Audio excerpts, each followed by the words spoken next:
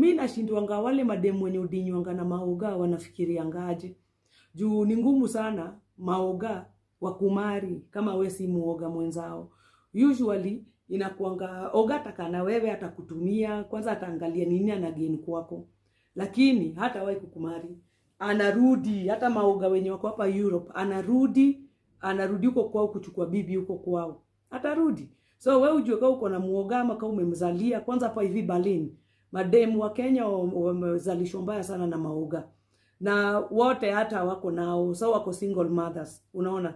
So sijui kwa nini nawalan, ukiangalia maoga wote hawaishi nao madem.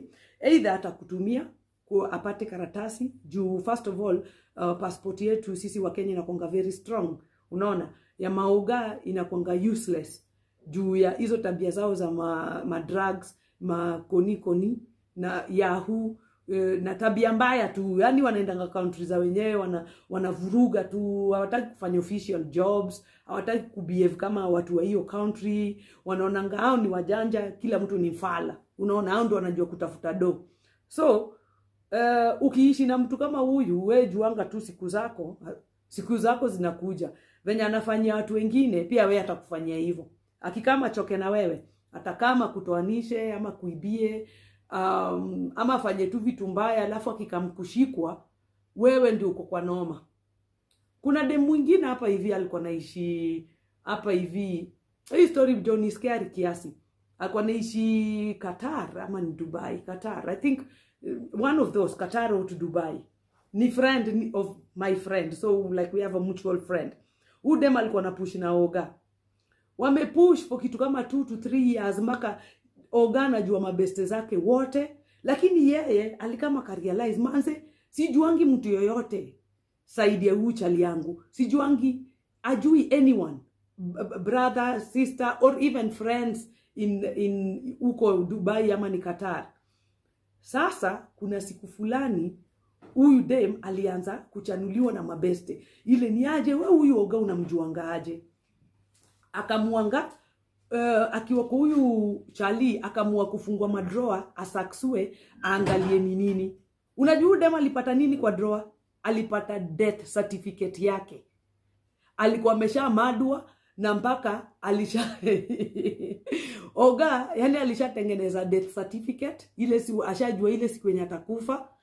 Kumaanisha hiyo siku ikifika, sijai sahau, ilikuwa tarehe 27 sijui mwezi wa August or September, ndiye alikuwa anafaa kudedi. Juu birth certificate yake ilikuwa imeandikwa hivyo.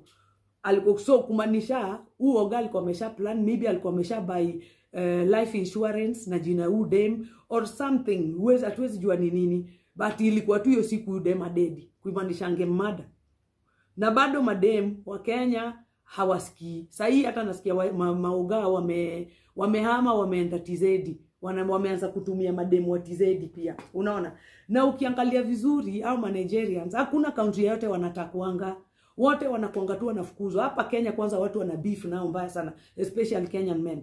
Wana beef nao mbaya sana. Madem naye wana appreciate kwa sababu wao utoboka. Lakini hiyo kutoboka ukiwa dem juanga tu utakamkuilipia.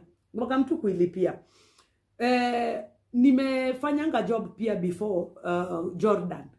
Uko Jordan pia walikuwa watakwi. Yani mpaka unapata airport wameka yani ile check up ile ngori. Nigeria walikuanga na line yao specifically thorough checking. Alafu walikuanga tu wakipatikana na ngori kidogo hivi home. Aya Germany, Czech Republic, France, hizo countries zote sahi hata as we are speaking wana offer Nigerians. Nigeria yote anataka kurudi kwao anapewa $5,000, not dollars, euros, kuzuko watatumia euro. Wanapewa 5,000 kungoa si kungoa. So gava imeweka unapewa ukiwa Nigeria unarudi home unapewa 5,000 euros urudi home. Hiyo ni kama 500 to 600 700k Kenya shillings urudi home. Ebu can you imagine mpaka country inamua, ni kama sahi Ruto amue tutapatia 600k for Nigerians wale wanataka kurudi home. Unaona? Hiyo inamaanisha mtakwi mmechafua.